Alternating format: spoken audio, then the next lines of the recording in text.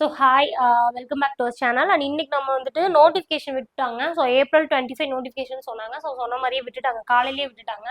So இன்னைக்கு வந்துட்டு அது இல்லாமல் டேட் மாற்றிருக்காங்க. ஸோ என்னென்ன சேஞ்சஸ் இருக்கு, ஸோ வேகன்சி கம்மியாக இருக்கு, அதை பற்றி நிறைய பேர் கேட்டிருந்தீங்க. எப்படி அப்ளை பண்ணணும், இந்த மாதிரி நிறைய டவுட்ஸ் இருக்கு. ஸோ அதுக்கான கிளாரிட்டிக்கு தான் இந்த வீடியோ. ஸோ அடுத்த வீடியோ வந்து எப்படி அப்ளை பண்ணணும் அப்படிங்கிறது உங்களுக்கு டெமோ மாதிரி நானே அப்ளை பண்ணி உங்களுக்கு வீடியோ போடுறேன். ஓகேங்களா?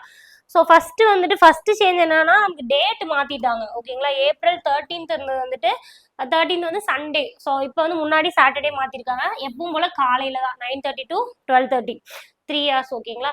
ஸோ அது ஒன்று சேஞ்ச் இருக்கு. ஸோ அதுக்கப்புறம் ஃபர்தரா பார்க்கலாம். ஸோ அடுத்தது நம்ம மெயின் கன்சர்ன் என்னன்னா, வேகன்சி கம்மியா இருக்கு அப்படிங்கறது நமக்கு மெயின் கன்சர்னா இருக்கு. ஸோ அதுக்கு முன்னாடி நோட்டிஃபிகேஷன் இன்னைக்கு விட்டுருக்காங்க. ஓகே, லாஸ்ட் டேட் எப்போன்னு பார்த்துக்கோங்க. இன்னைக்கு நோட்டிஃபிகேஷன் விட்டுருக்காங்க அப்படின்னா எப்போ லாஸ்ட் டேட் அப்ளை பண்ணி முடிக்கிறதுக்கு அப்படின்னா May 24 12 மணிக்கு முன்னாடி, மதியானம் 12 மணிக்கு முன்னாடி நீங்க அப்ளை பண்ணிடணும். May 24 லாஸ்ட் டேட்னா May 24 12 மணிக்கு மேல அப்ளை பண்ணக்கூடாது. ஓகேங்களா? ஸோ இது எப்படி என்னங்கிறது அப்ளை பண்றதை பத்தி நான் லாஸ்டா சொல்றேன். அடுத்தது date and time of examination எப்போ கொடுத்துருக்காங்க நம்மளுக்கு? ஜூலை 12. ஓகேங்களா? ஜூலை 13th கொடுத்ததை ஜூலை 12 மாத்திருக்காங்க. So 9:30 to 12:30. ஓகேங்களா? காலையிலேயே தான், ஆஃப்டர்நூன் நம்மளுக்கு எக்ஸாம் இருக்கு. ஸோ அப்ளிகேஷன் கரெக்ஷன் விண்டோன்னு ஒன்று கொடுத்துருக்காங்க பாருங்க. எப்போ May 29, நம்ம May 24 நம்ம நோட்டிஃபிகேஷன் அப்ளை பண்ணி முடிச்சிருவோம். அதுக்கப்புறம் May 29லேருந்து 31 என்ன 2 நாள் தான், 29, 30, 31. ஓகேங்களா? அந்த டைம்லலாம் வந்து இதை வந்து நீங்க கன்சிடரே பண்ணாதீங்க. இன்கேஸ் அப்ளை பண்ணா அதை கரெக்ஷன் பண்றதுக்கு ஒரு விண்டோ ஓப்பன் பண்ணுவாங்க. ஓகேங்களா? ஸோ இது இருக்குது அப்படிங்கிறதுக்காக கொஞ்சம் கேர்லெஸ்ஸா அப்ளை பண்ணாதீங்க. ஏன்னா 29, 30, 31 தான். நம்ம எவ்வளவு பேர், லட்சக்கணக்கான பேர் அப்ளை பண்ணுவாங்க. அதுல வந்து ப்ராப்பரா படிச்சிருக்காங்களோ இல்லையோ, சும்மா அப்ளை பண்றவங்களும் இருப்பாங்க. அவங்களும் அதை கரெக்ஷன் பண்றேன்னு சொல்லிட்டு கரெக்ஷன் விண்டோல வருவாங்க. ஸோ சர்வர் ரொம்ப பிஸியா தான் இருக்கும். 29, 30, 31 அந்த டைம்ல கரெக்ஷன் பண்றதுங்கிறது நான் லாஸ்ட் எக்ஸாம்லயே பார்த்திருக்கேன். நிறைய பேர்னால கரெக்ஷன் பண்ண முடியல, சர்வர் வந்து சப்போர்ட் ஆகாது. ஏன்னா அந்த 3 நாள்ல அத்தனை பேர் அட் டைம்ல, இது டைம் கம்மி. ஓகேங்களா? ஸோ அதனால கரெக்ஷனை பத்தி கன்சிடரே பண்ணாம ப்ராப்பரா அப்ளை பண்ணுங்க. நான் எப்படி அப்ளை பண்றதுன்னு சொல்றேன். இன்னும் நிறைய பேர் இருப்பீங்க, இப்போ நோட்டிஃபிகேஷன் வந்துருச்சு நாளைக்கு அப்ளை பண்ண, இல்லை இப்பவே அப்ளை பண்ணணும்னு எடுத்து வச்சிருப்பீங்க. தயவு செஞ்சு அதை பண்ணாதீங்க. 1 வீக் போகட்டும், நான் வீடியோ போட்டுருவேன். ஆனா நீங்க வந்துட்டு 1 வீக் அப்புறம் அப்ளை பண்ணுங்க, உடனே அப்ளை பண்ணாதீங்க. அது ஏன் சொல்றேன்னா, இன்னைக்கு சொன்னோடனே வந்துட்டு 80% வந்துட்டு என்ன பண்ணுவாங்கன்னா இப்பவே அப்ளை பண்ணணும் தான் பண்ணுவாங்க. அது ஒரு எந்தூல பண்றீங்க. ஸோ அப்படி பண்ணீங்கன்னா சர்வர் பிஸியா இருக்கும். ஒரே சைட்டை அத்தனை பேர் அட் டைம்ல பண்றப்ப சர்வர் பிஸியா இருக்கும். சர்வர் பிஸியா இருக்கனால டிலே ஆகுதுன்னா அது பிரச்சனை இல்லை. நம்ம ஒரு ஒரு பிடிஎஃப் வந்துட்டு அப்லோட் பண்ணுவோம், ஒரு ஃபைல் அப்லோட் பண்ணுவோம், நம்மளோட மார்க் ஷீட்டோ ஏதோ ஒன்று அப்லோட் பண்ணுவோம். அது அப்லோட் ஆகாம ஹேங் ஆகும். நம்ம அப்லோட் ஆயிடுச்சுன்னு நினைச்சு ஃபர்தரா ஃபார்வர்ட் பண்ணுவோம். ஸோ அது மிஸ் ஆகி நம்மளுக்கு அப்ளை ஆயிரும். இது நம்மளுக்கு என்னைக்கு தெரியும்னா 24th அப்புறமோ இல்லை அது பிரிண்ட் போனதுக்கு அப்புறமாவோ, அது அப்பவும் கவனிக்காம அந்த டைம்லயும் சர்வர் ப்ராப்ளமா இருக்குது அதையும் கவனிக்காம இந்த கரெக்ஷன் விண்டோல வந்து பார்ப்போம். சில கரெக்ஷன் விண்டோவை மிஸ் பண்ணிட்டு டில் எக்ஸாம் வரைக்கும் நிம்மதியா படிக்காம இது மிஸ்டேக் பண்ணிட்டேன், இது தப்பா பண்ணிட்டேன்னு சொல்லிட்டு அந்த சர்வர் ஹேங் ஆகிறதுலேயே நிறைய தப்பாகும். ஸோ அதை பண்ணாதீங்க. இப்போ 25 விட்டுருக்காங்க, நம்ம May 1, 2க்கு மேல அப்ளை பண்ணா போதும். ஒரு வாரம் விட்டுருங்க. ஓகேங்களா? எப்படி அப்ளை பண்றதுங்கிறது வீடியோ போடுறேன். ஓகேங்களா? ஸோ இது மெயினான விஷயம். அடுத்தது ஓகே, அப்ளிகேஷன் கரெக்ஷன் விண்டோ சொல்லியிருக்காங்க. ஸோ இந்த டைம்ல வந்து நம்ம ஏதாவது டீடைல்ஸ் வந்துட்டு எடிட் பண்ணிக்கலாம் தப்பா போட்டிருந்தா அப்படின்னு சொல்லியிருக்காங்க. ஸோ அது நமக்கு தேவையில்லை. போஸ்டிங் பாருங்க. போஸ்டிங் நம்மளுக்கு என்ன கொடுத்துருக்காங்க?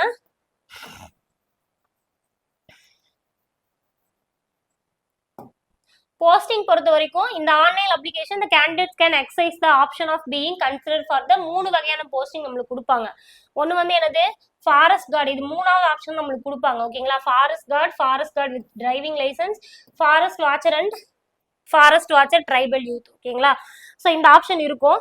ஸோ இந்த ஆப்ஷனுக்கு வந்துட்டு என்னன்னா, கேண்டிடேட்ஸ் யாரெல்லாம் வந்துட்டு இந்த post other then forest card with driving licence, forest watcher இதெல்லாம் வேண்டாம். ஓகேங்களா? So who are not willing to be considered for. ஓகேங்களா? ஸோ இந்த ஆப்ஷன் ஃபாரஸ்ட் கார்டு எனக்கு வேலை வேண்டாம் அப்படின்னு நினைக்கிறவங்க செகண்ட் என்ன கொடுத்துருக்காங்க அப்படின்னா, candidates who are not willing to be considered for. ஓகேங்களா? ஸோ இது வேண்டான்னு நினைக்கிறவங்களும் சரி, வேண்டான்னு நினைக்கிறவங்க என்ன பண்ணுங்கன்னா இதை விட்டுட்டு மற்ற ஆப்ஷனை செலக்ட் பண்ணுங்கன்னு சொல்றாங்க. ஓகேங்களா? the above said post shall select the option. ஓகேங்களா? ஸோ இந்த ஃபாரஸ்ட் வாட்சரு ஃபாரஸ்ட் கார்டு வேண்டாம் அப்படின்னா அதுக்கு முன்னாடி இருக்கிற ஆப்ஷனை செலக்ட் பண்ணி போயிருங்க. ஜேஏன்னு ஒன்று கொடுத்துருப்பாங்க, அதுக்கப்புறம் இந்த ஃபாரஸ்ட் கார்டு ஒன்று கொடுத்துருப்பாங்க, கீழே மூணாவது ஆப்ஷனா வந்து ஆல் கொடுத்துருப்பாங்க. ஓகேங்களா? ஸோ எனக்கு ஃபாரஸ்ட் கார்டும் இல்லைங்க தான், இன்கேஸ் நான் மார்க் கம்மி எடுத்து ஃபாரஸ்ட் கார்டு இருந்தாலும் எனக்கு ஓகே, அதுக்கான எலிஜிபிலிட்டி இருக்குன்னா நீங்க ஆல் த போஸ்ட் கொடுத்துக்கலாம். இல்லைன்னா ஆப்ஷன் ஏன்னு ஒன்று இருக்கும், அதை டச் பண்ணா போதும் அப்படின்னு சொல்றாங்க. ஓகேங்களா? ஸோ இதை அப்ளை பண்றப்ப நம்ம அதை ஃபர்தரா பார்ப்போம்.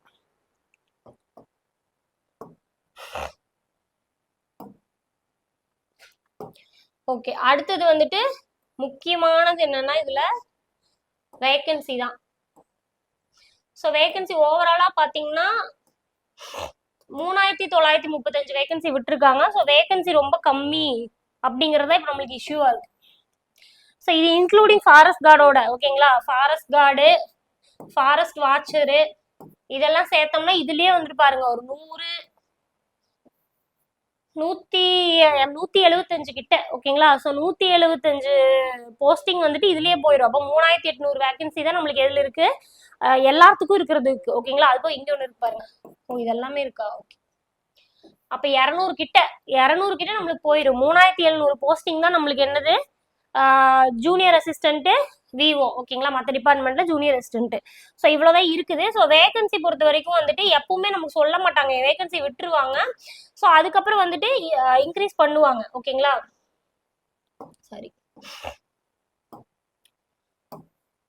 ஸோ இன்க்ரீஸ் பண்ணுவாங்க. பட் இந்த டைம் நமக்கு சொல்லிட்டாங்க ப்ரெஸ் ரிலீஸ்லயே. ஸோ வேகன்சி கம்மியா இருக்குன்னு யாரும் ஒரி பண்ணாதீங்க, நமக்கு சொல்லிட்டாங்க. இங்க பாருங்க, அதனாலதான் ப்ரெஸ் ரிலீஸ கூடவே விட்டுருக்காங்க. எப்பவுமே இந்த மாதிரி பண்ண மாட்டாங்க. ஓகேங்களா? என்ன கொடுத்துருக்காங்கன்னு பாருங்க, கலந்தாய்விற்கு முன்பாக. ஓகேங்களா? ஸோ 2025ஆம் ஆண்டு அறிவிக்கையில் வெளியிடப்பட்டுள்ள காலி பணியிடங்களின் எண்ணிக்கை அரசு துறை நிறுவனங்களிடமிருந்து அதிகரித்து பெறப்படும். ஓகேங்களா? ஸோ அதிகரித்து பெறப்படும் பட்சத்தில், ஏன்னா ஒரு டிபார்ட்மெண்ட்ல இப்ப வேகன்சி கேட்டிருக்காங்க. ஓகேங்களா? ஸோ அவங்க எல்லாம் கொடுக்குறப்போ அதை வந்து என்ன, இப்ப வந்து ஓவராலா அவங்களுக்கு தெரிஞ்சது என்னென்ன வேகன்சி இருக்கோ அதை கொடுத்துருக்காங்க. இதுக்கப்புறம் வரப்போற வேகன்சி, ஏன்னா நமக்கு நோட்டிபிகேஷன் வந்து கவுன்சிலிங் வர வரைக்கும் நமக்கு டைம் இருக்கு. அந்த டைம் அதாவது கவுன்சிலிங்க்கு முன்பாக எவ்வளவு வேகன்சி இருக்கோ அதையும் வந்துட்டு ஆட் பண்ணி கலந்தாய்விற்கு முன்பு மேலும் அதிகரிக்கப்படும் அப்படிங்கறத மென்ஷன் பண்ணிட்டாங்க. ஓகேங்களா? ஸோ மோஸ்ட்லி இது பண்ணவே மாட்டாங்க, ஆனா யூஸ்வலா கவுன்சிலிங் டைம் அதிகப்படுத்துவாங்க. ஓகேங்களா? ஸோ நமக்கு எப்பவுமே எப்படி நடக்கும் அப்படின்னா,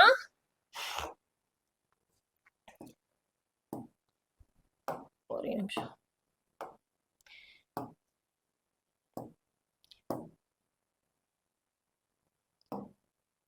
நமக்கு எப்பவுமே என்ன பண்ணுவாங்க அப்படின்னா வந்துட்டு ரிசல்ட் அன்னைக்கு வந்துட்டு கொஞ்சம் வேகன்சி வந்துட்டு இன்க்ரீஸ் பண்ணுவாங்க. ஓகேங்களா? ஸோ எப்பவுமே ரிசல்ட் விட்ட உடனே வேகன்சி இன்க்ரீஸ் பண்ணுவாங்க.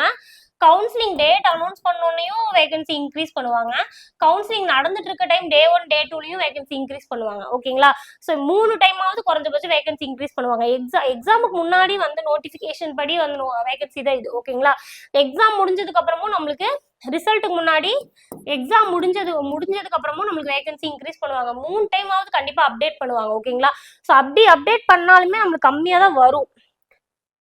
இப்ப 3900 ரவுண்டா 4ன்னு வச்சா ஒரு 6 வரும். ஓகேங்களா? ஸோ அவ்வளவுதான் வரும். இது ஏன் அப்படின்னா வந்துட்டு வருஷம் எக்ஸாம் நடக்குது, அதை ஃபர்ஸ்ட் யோசிச்சு பார்க்கணும். நம்ம என்னதான் வந்துட்டு இப்படி பண்றாங்க, என்ன பண்றது அப்படின்னாலும் வருஷம் நம்மளுக்கு எக்ஸாம் நடக்குது. எல்லா வருஷமே வந்துட்டு எப்பவுமே முதல்ல எப்படி நடக்கும்னா 9000 வேகன்சி எல்லாம் வந்திருக்குது, நான் இல்லைன்னு சொல்லல. 9000 வந்திருக்கு, 9000 11,000 வந்துட்டு கவுன்சிலிங் டைம் இன்க்ரீஸ் பண்ணிருப்பாங்க. அதுபடி பார்த்தா இப்போ ஒரு 3900 இருக்குன்னா எக்ஸாம் ரிசல்ட் கவுன்சிலிங் படி பார்த்தா ஒரு 5,000-6,000 வரைக்கும் வரும். ஓகேங்களா? ஸோ இது ஏன் இப்படி ஆகுது அப்படின்னா வருஷம் நம்மளுக்கு எக்ஸாம் இருக்குது. இந்த எக்ஸாமை விட்டா திருப்பி அதே வருஷம் ஆனுவல் பேனர் விட்டு, இப்ப போன வருஷம் தான் எக்ஸாம் வந்துச்சு, நான் போஸ்டிங் வந்ததுக்கு அப்புறம் ரெண்டாவது எக்ஸாம்ல கவுன்சிலிங்ல போறாங்க. ஓகேங்களா? சரி, அதுக்கு அடுத்த எக்ஸாம்ல கவுன்சிலிங்ல போறாங்க. ஸோ அப்படி இருக்கிறப்ப வந்துட்டு வருஷம் நமக்கு எக்ஸாம் வந்துகிட்டே தான் இருக்கு. இப்போ நீங்க எழுத போல நான் போஸ்டிங் வந்து 2வது எக்ஸாம், நான் போஸ்டிங் வந்து 1.5 வருஷம் தான் ஆச்சு. ஓகேங்களா? ஸோ அப்போ அந்த எக்ஸாம் விட்டுருக்கீங்க அப்படின்னா, அதாவது போன வருஷம் எக்ஸாம் விட்டுருக்கீங்கன்னா அன்னைக்கு அப்பவே டிசம்பர்ல நோட்டிபிகேஷன் வந்து அடுத்த வருஷம் எக்ஸாம் வருது இல்லையா? ஸோ அதுவே ரொம்ப கிரேட்ஃபுல்லான விஷயம் தான். நம்ம வந்துட்டு வேகன்சி கம்மின்னு பார்க்காதீங்க.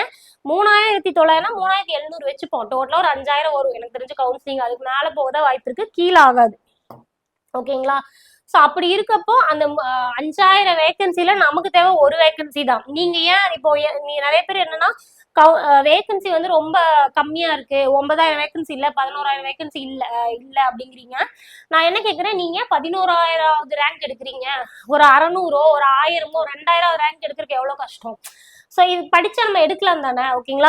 5000 பேர் கூட போட்டி போடுறோன்னு ஏன் யோசிக்கிறீங்க. நம்ம எடுக்க வேண்டிய ரேங்க் என்னது, 2000 3000 ஒரு 4000வது ரேங்க் எடுக்க முடியாதா. ஓவரால் ரேங்க் 4000வது ரேங்க் எடுக்கணும்னா ஒரு 168 169 இருந்தா போதும். சிலபஸ் கம்ப்ளீட் பண்ணா 1000வது ரேங்க்லயே அழகா போயிடலாம், ஓகேங்களா. ஸோ ஏன் அந்த கடைசி ரேங்கை ஃபோக்கஸ் பண்ணணும்னு நான் கேட்குறேன்.